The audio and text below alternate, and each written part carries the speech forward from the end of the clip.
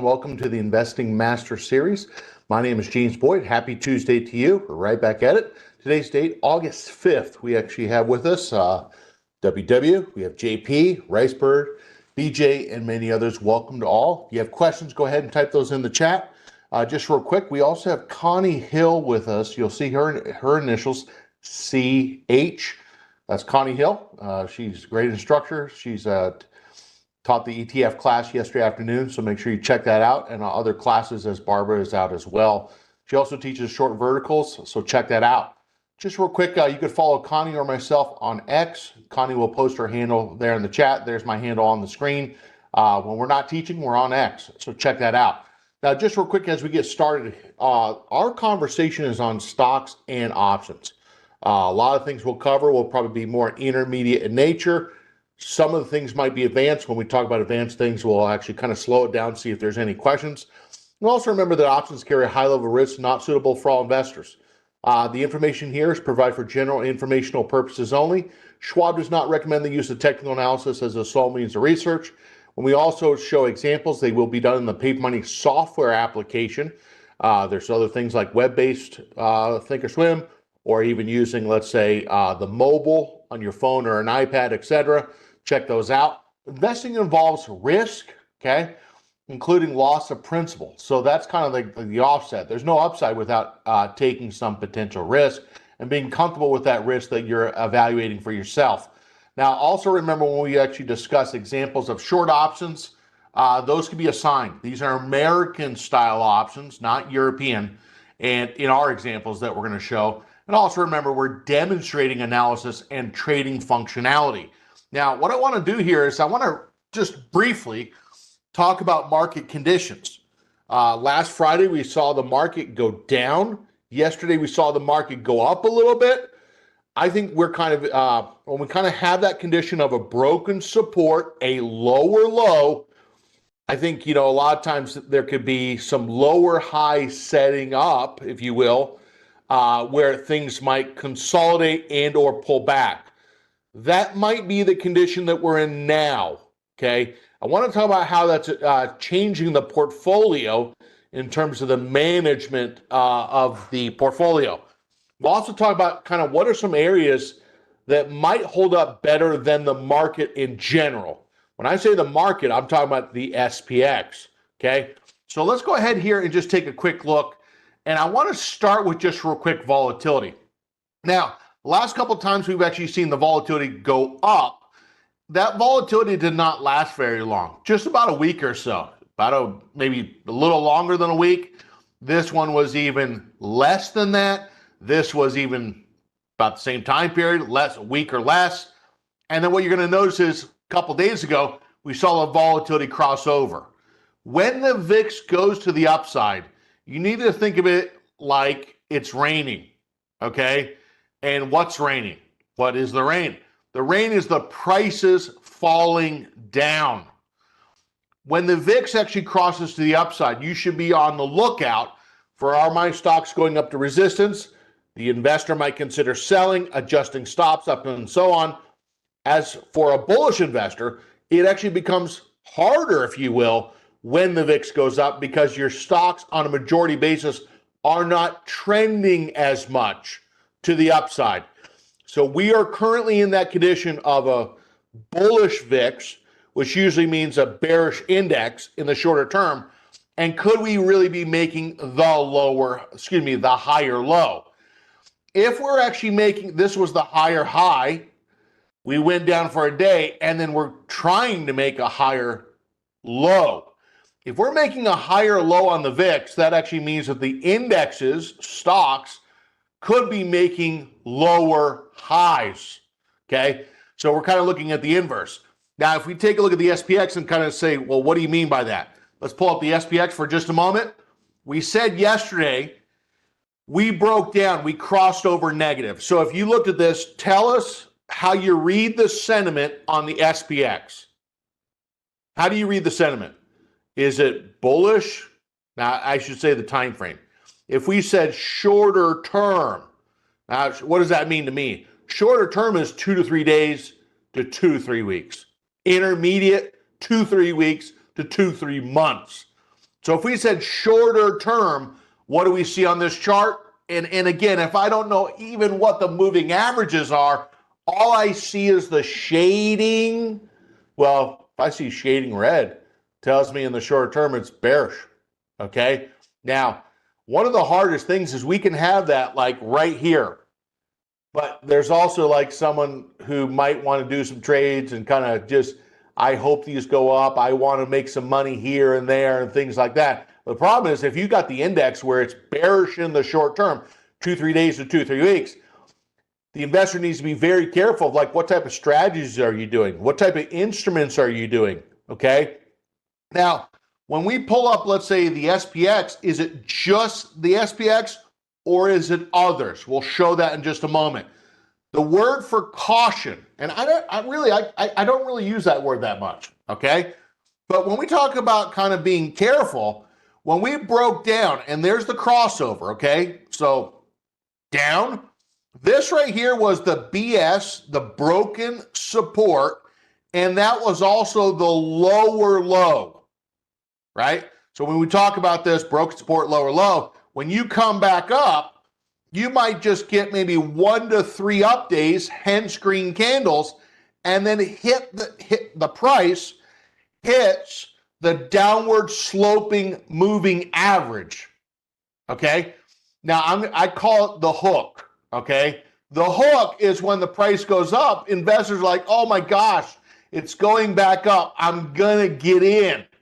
They get in on some positions, probably tech-based, things like that. You got to be very careful. And you're now going to notice as they get in, and they're getting in on the lower high. Okay? So I'd probably say this is probably the more riskier times in the market when you get the VIX low and increasing. And if that's the case, that actually means the indexes are really making a lower high. Could we be actually facing kind of something where we're consolidating on the index? And I think the answer could be yes, maybe even absolutely, okay? We know we went up for 68 days glorious in a row. Getting some consolidation would not be unthinkable. Super quick, when we take a look at, let's say, the NASDAQ itself, seeing the same thing. Breakdown, lower low, in the process of trying to make a lower high. What would change this? What would the investor want to see to really kind of turn this back to the upside, shorter term bullish? You got to get the moving averages to turn. We don't have the moving average turning yet. Red shading, that's number one. That's the litmus test. Short-term bullish or bearish. What's the color of the moving average? Shading, red. Do we see any of the moving average lines green at all? The answer is no. So right now, bullish investors should not feel a tremendous amount of pressure to try to put positions on in the shorter term, expecting that they're going to go up. The hardest thing is to know when not to consider getting in. When you got red shading and red lines on the moving averages, you're in a pullback. Cash is a position, okay? And the goal is when we actually finally get to where there's a turn back to the upside, the investor has cash, that's important, but confidence, okay, to get in after a pullback. Now, if you say, well, what is the pullback going to look like? Go back and look at the previous pullbacks. What did this pullback look like? What did this pullback look like? We're looking for the same thing, and the answer is we're not there yet, okay? Now, when we also take a look at, let's say, sectors, now remember, when we look at the sector list, we include the gold in there. We kind of say, let's say gold is the proxy for precious metals. Now, I think what's important is when we look over last week and kind of said what is really pushed up the most. On a week percent, utilities, okay? Now you've been around long enough where you know, James, when utilities are leading, where does the market tend to be going in that time period? If the utilities leading, I mean, is that a shorter term bullish posture? No, we'd probably say if you got utilities leading, it's probably a consolidation and or a shorter term pullback, okay? Now, why are people trying to get in those utilities? They have the lower betas, lower correlation to the S&P 500. They have lower implied volatilities. The forecasted range of movement is less. It does not mean they cannot go down, but they're also income-paying stocks through dividends. Now remember, the risk to dividends is they're not contractual obligations to pay dividends. They're just a dividend payment. They can cut the dividend, raise it, lower it a little bit, cut it completely. At the moment in time, they pay a dividend, okay? Now, the second group that we're going to kind of touch on here today is when you take a look at this, you're also going to notice that gold. So when we start to see volatility go up, there's utilities, there's gold, communications is interesting, okay? There's staples, and there's real estate. The only one that we don't have at the top in those lower beta areas is healthcare, which has been pushed down a lot this year. I want to talk just briefly just about that gold, okay? When we take a look at gold, some investors, now remember, if you look at, let's say, this product, we're not talking about trading this product, we're looking at the gold price. If you look at actually the gold price, we actually see on a weekly chart, let's go to the weekly chart first, and again, I'm just reading what we're seeing on the chart, okay? If we looked at this on the chart, what do you see? Okay, I mean, that's what it's really about. It's not what I see, it's what you see. Well, first off, price is above the moving averages. Boy, that's a great place to start. Second, when we actually take a look at this, is we have a red shading in the consolidation. That is proved to be correct, okay? And that red shading kind of really led to sideways consolidation. Now, when the moving averages start to pinch, we're actually thinking, hey, could we cross over? If the price is above the moving averages, could that crossover be where the 10-day moving average is crossing above the 20? So some investors might say, look, some individual stocks don't look as attractive. I'm going to buy something that's trying to track the gold price. And on the weekly chart, we're kind of seeing, and if you look at those two lines on the moving averages, they are both green. Are you seeing the same thing, or am I just talking to the internet? Okay, let's kind of see what the comments are.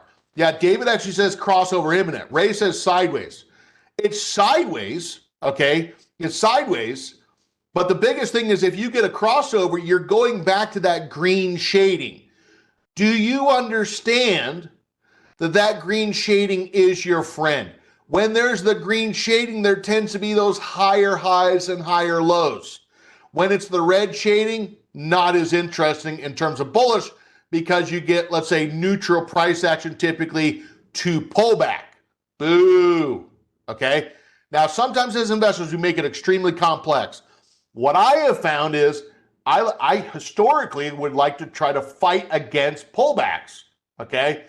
Sometimes as people were too impatient to wait for the setup. I'm going to tell you again, if we have red shading, okay, on the moving averages, and we don't even have any green lines on the moving averages at all, there's not a setup, okay? It's still neutral to pullback.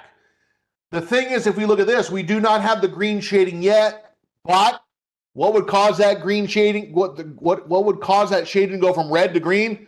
Crossover. Second thing that kind of tells us that might be imminent, and I like that word. I'm going to steal that from you, David. I think you said that crossover might be imminent. The moving averages have gone green. So this is warming up to get a potential pop. And by the way, we're not saying that the other ones are bad. Maybe when you look at silver, it pushed down. When you look on the weekly chart, it's just not there yet on the weekly. It's a little bit better on the daily chart. Okay, a little bit, but if we kind of said which one is stronger, gold or silver, it's not even close. It's actually gold that's actually being stronger right now. You wouldn't need relative strength on the chart. You could visually look at it.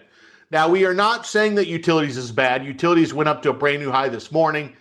And when we take a look at, let's say, $ IXC, the communications, that's actually been one that's actually held in there, okay, despite Charter Communication. Now, what I want to do is I want to go back to, just real quick, the two examples we've been really talking about, and I want to kind of just touch on them momentarily. When we look at NEM, we talked about this last week. We talked about this yesterday. We're going to talk about it again. Now, a lot of times people think that every day you got to come up with a new watch list. What about the people that bought NVIDIA? They had to come up with new stocks every day if they rode NVIDIA. What about Microsoft, right? What about PLTR, right? What about Dash? Do people really have to come up with a watch list every day? And the answer I'm going to push back is you probably don't. You're trying to find some of those horses that really have a trend, and you're trying to focus. And that's hard for people to do, but we're learning, right? Now, if you look at NEM, that's one that's also on the daily chart where the lines have really turned green, which is telling us again, the crossover could be imminent. Now, when you look at the price, if the price is above the moving averages, great.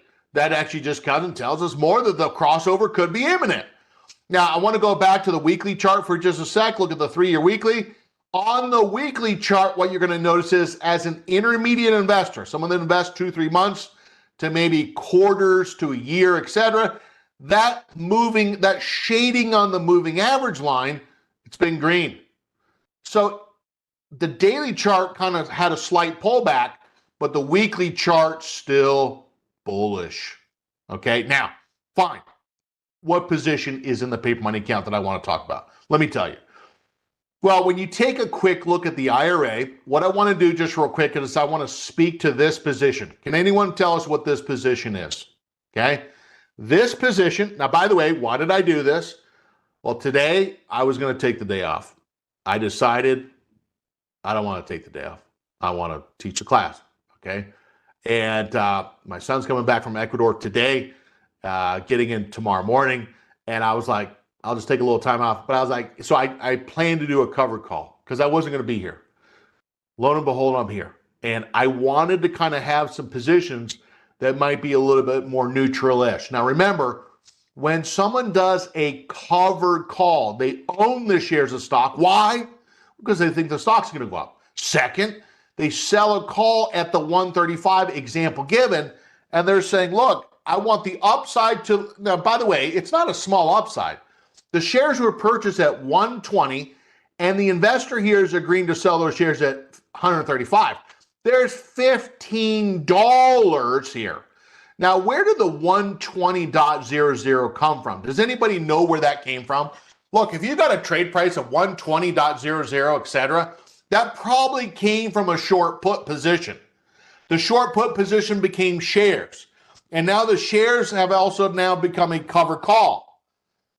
It's kind of interesting. Now, we got $15 from 120 to 135 on the covered call, but you wouldn't agree to sell those shares at 135 unless you got a what?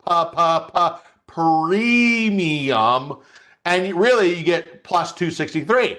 So the cap gain on this is $15 plus 263. That's 1763 on a share price or trade price of 120 bucks. I don't know what my quick math is. We're probably talking about 15%, okay?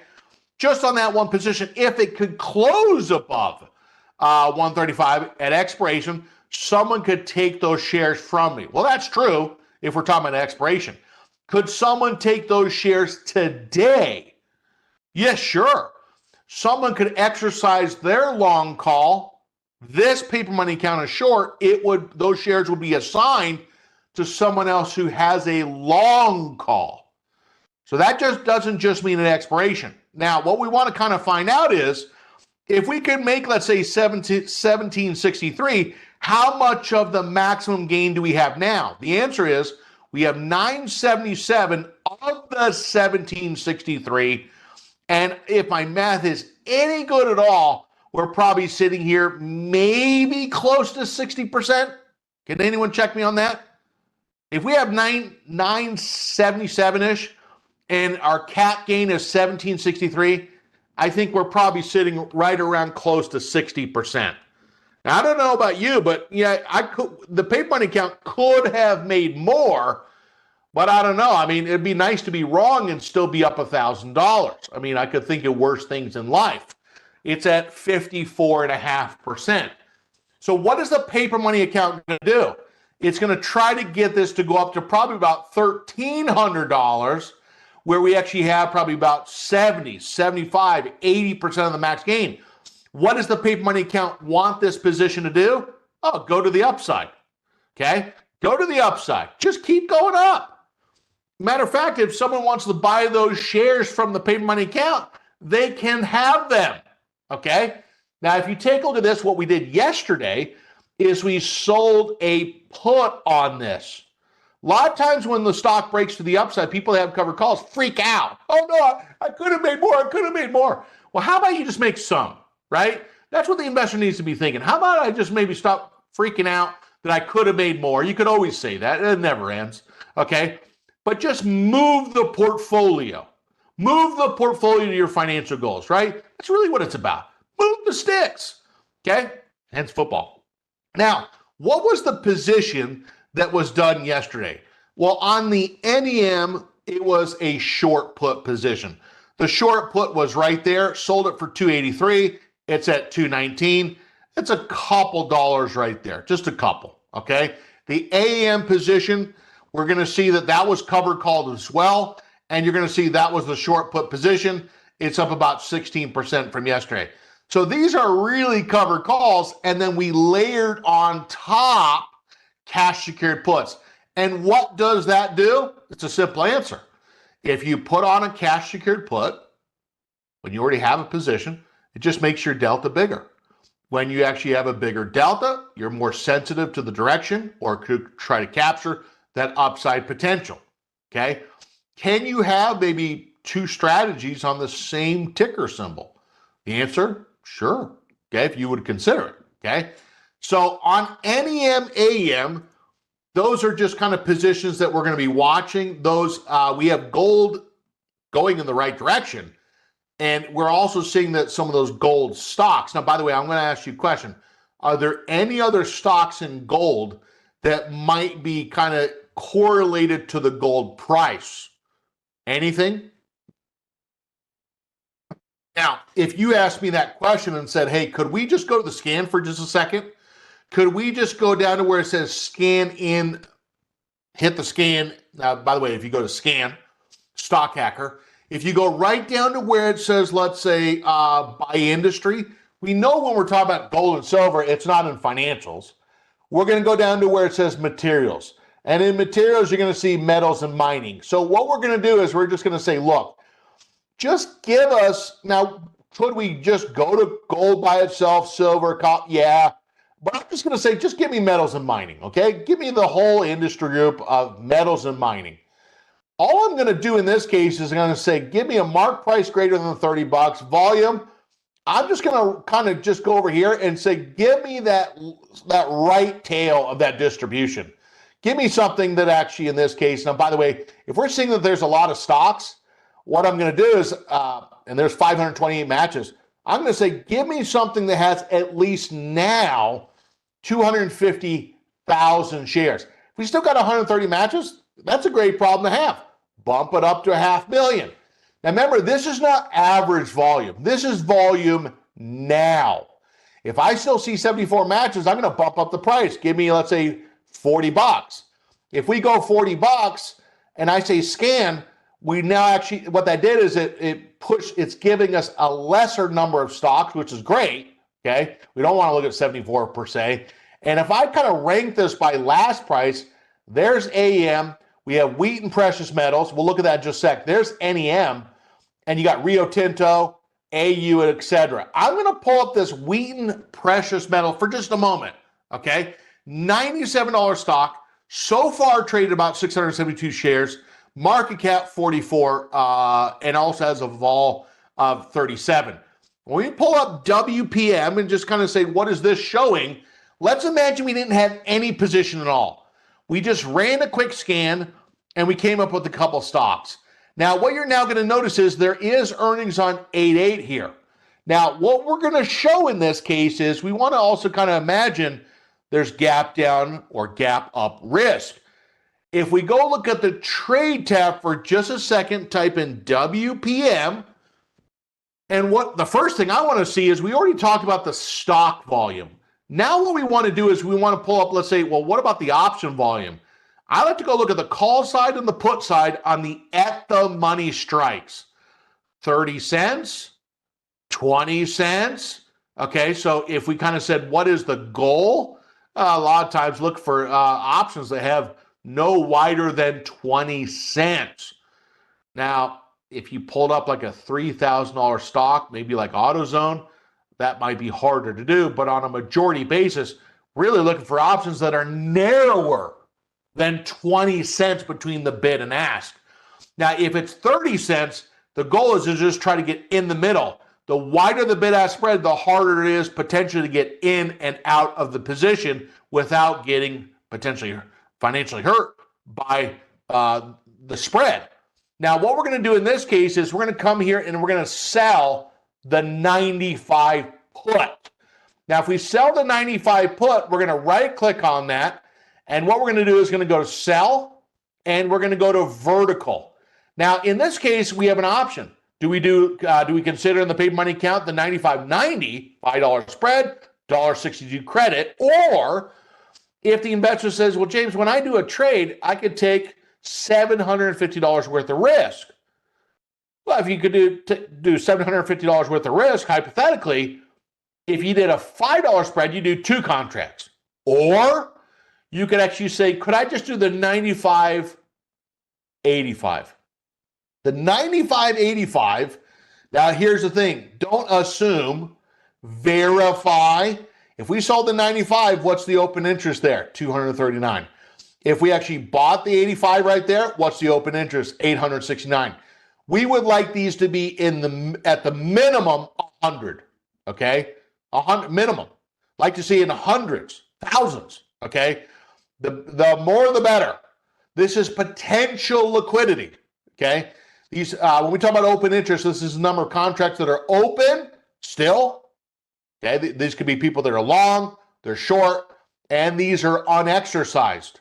Okay, this could be future matching of orders. Now, when we take a look at this, what we're going to do is we're going to change that. We did the 85, 95, and we want to make sure that credit is correct. Now, if we take a look at this, we're going to see that when we unlock that, it updates the price to the $10 wide spread. So when you take a look at this, if you ever have a trade where the maximum profit given the vertical and the maximum loss is, it's like a 1-to-3 reward risk ratio, you know that it's a probability-based trade, okay? Now, when you take a look at this, the cost of the trade, including the commission, $1.30, okay? Now, what I'm going to do is let's try to send this order. Send. Now, the comment, okay. No worries, Cola. Now, when we go back to this, okay, yesterday we talked about the moving averages, and we talked about the moving averages where we were practicing selling. Someone in the YouTube comments last night, I answered back, was asking, hey, you didn't talk about the moving averages in terms of buying. Well, that's true, but the class was on selling, okay? So I just want to kind of make sure that we're crystal clear here. When we take a look at the whole moving average, there's 1, okay? This is 2, okay? And now we're starting to see if this actually crosses over, that would be 3. Now, I want to ask you, I've said this enough times for you to make a decision, okay? How many of you like to get in on number 1 when the 10-period moving average goes green? How many of you like to do that? Now, by the way, you might say, James, I like to do number 1, but I don't like to buy shares or a long option. I like to sell a put or a put vertical. Fine, say that in the chat. How many of you are like, James, I need a little bit more confirmation? I like to actually do number 2. I want some confirmation. Let me know if you're number 2 people. And if you said, James, I'm number 3. I'd rather be later to the setup, but I want more confirmation. I know there's a con to that because they're buying a little bit into the move. The point is that you know where you're getting in, why you do what you are, and then be consistent with it, okay? Now, so we talked about, we added WPM to the portfolio. Keep in mind that, say gold, if we kind of say gold is a precious metal sector, could gold actually outpace the trends of other sectors, maybe even including utilities, and then compared to other sectors as well? So I think that's something to really watch here. Gold on the weekly chart is actually starting to almost show a crossover. So that's noteworthy. Now, when we also go back to, let's say, I'm going to go back to Google for just a second. Why are we talking about Google? Well, we'll tell you why we're going to talk about it. Well, Google's actually had a pretty big push. Again, technology, of course, but it's kind of in the middle of the channel. The reason why we need to talk about it is we like to show a past example, a closing of the position, but also entering a new position. Now, this was a trade that broke through resistance, rallied, got probably 80% of the way to the top, and then kind of fell down to where it broke out from, and then went right back 80% in the top of the channel. What is the trade? What was the past trade on this? The answer is, if we go look at Google, it was a long vertical position. And Google, the reason why we need to talk about it is we have the paid money account has a 180 call, bullish, and a 185 call, bearish. The position overall is a bullish position. We know it's bullish because the delta is 14. So if there's positive delta, it's a bullish position. That delta is, think of it as a conversion, approximately. If the stock were to go up, approximately how much would the position be up, approximately, if the stock went up $1? Well, given that we have two contracts, stock goes up $1, the conversion to profit loss would be $14-ish. The stock went down $1, well, we'd actually have that we'd be down about $14, approximately. And the reason why we say approximately is we don't know what the future bid-ask spread is going to be, which could distort that a little bit, okay? Now, one thing I want to kind of bring up here is the position is sitting here at 76%, and we harp on how many times when we're 4 to 10 days to expiration, well, here we are, okay? 4 to 10 days, sitting here at 76%. So what we're going to do on this position, which is it's in both accounts, we're going to right-click on this, create closing order. Now, this is where we get some people that say, yeah, but I want to make more. I want to make more. Look, you're always going to say that, okay? The thing is, when you start running out of time, if the trend were to go down, you could give the 390 back and take the max loss. So there does become a point where what you're risking to what you could make becomes illogical, okay? Run the numbers. Now, what we're going to do is going to create closing order. We're going to sell the position. Now, when we sell the position, we're trying to say thank you very much. Okay, Peter, was that you that brought up this Google position? When was that trade entered? It was on 7/17. Now, if we pull up this position, say, I want to see where this paper money account got in. 7/17. If we said where was the entry, where it would have been nice to get in, maybe on 7/14. This is 7/15. This is 7/16, 7/17.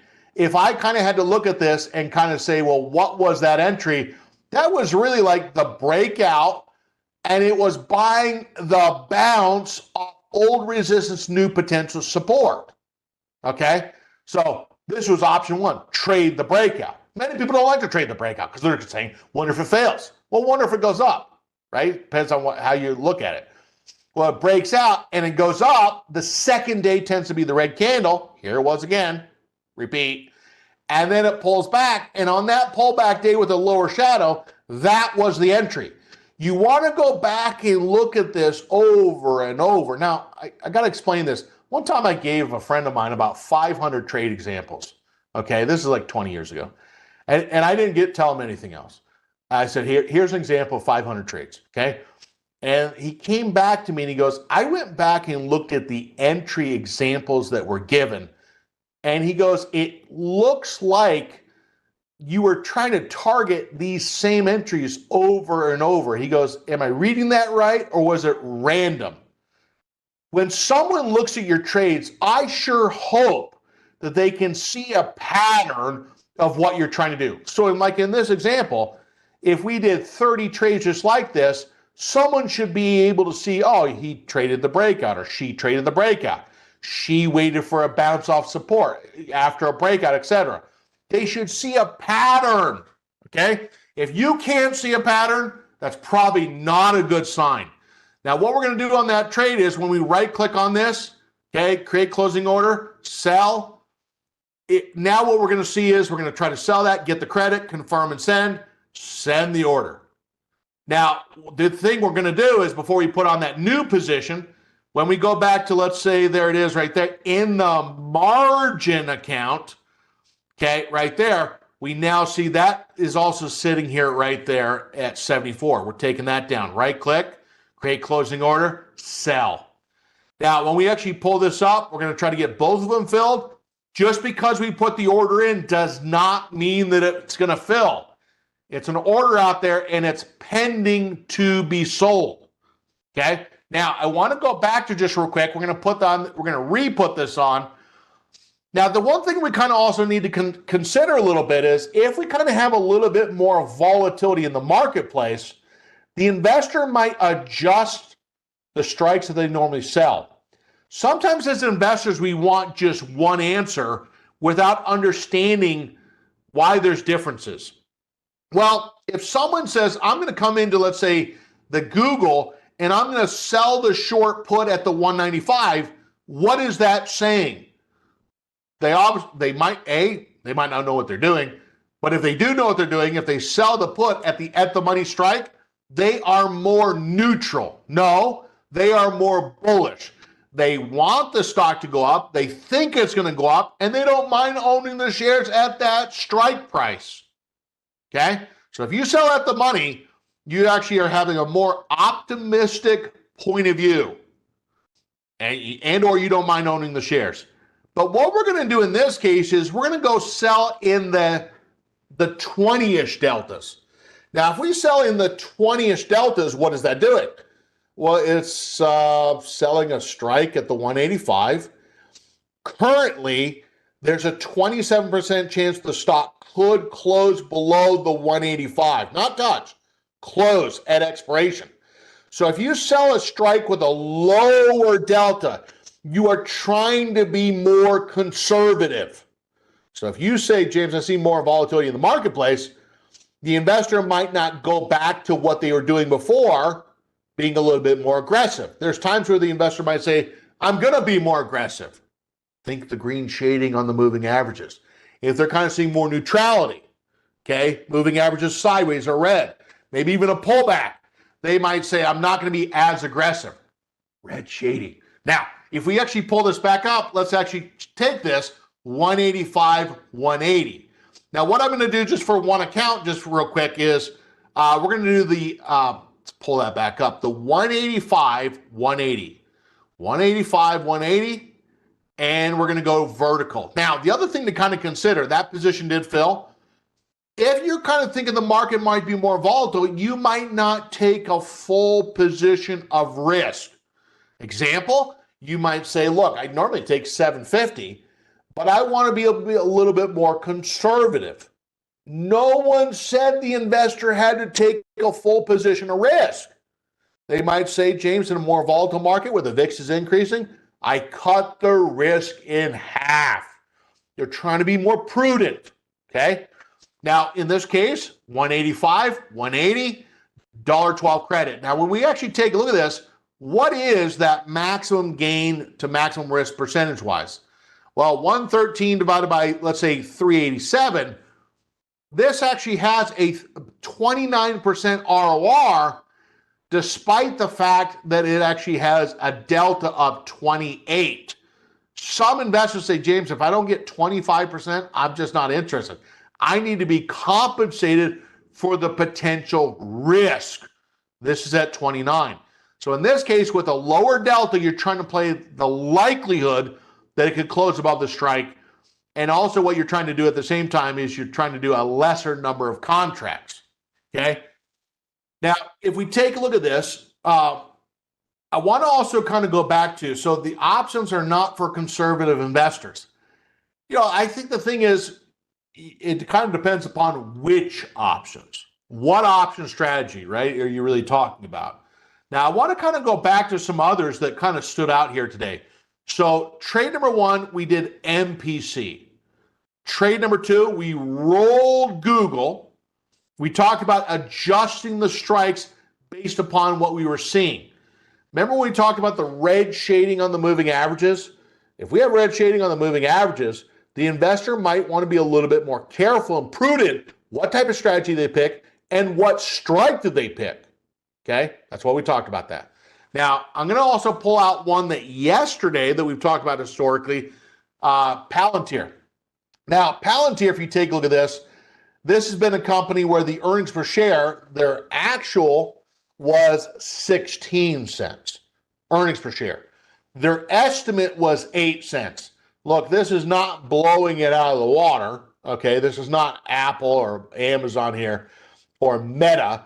But two trades we want to do here is that we're going to show is Palantir, it popped to the upside, and so far there's a little profit taking.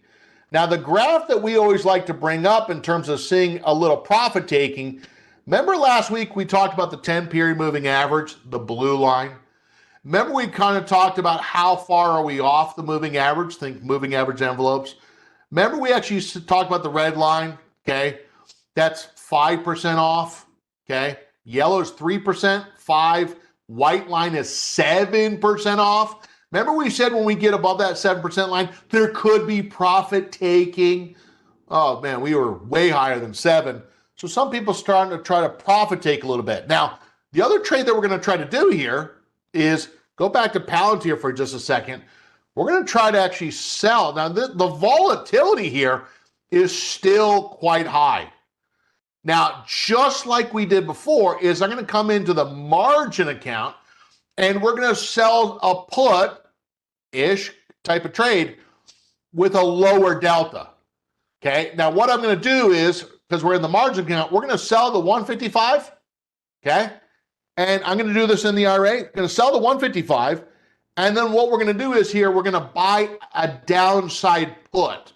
Why? Well, because the short put gives you, that's the obligation to buy. So when you think about selling the 155, you buy at 155, the investor does. And if you buy the put, you sell at 140. Let's repeat that. Buy at 155, sell at 140. How much is that? $15. But when you look at the credit, okay, it's $310. So $15 spread less $3-ish is a potential risk of $1,200. Now, what I'm going to do is we're going to do this is like more of a classic short, wide put spread, okay? Especially if we do it in the margin account, if you sell the cash secured put by itself, okay, you got to set aside more capital.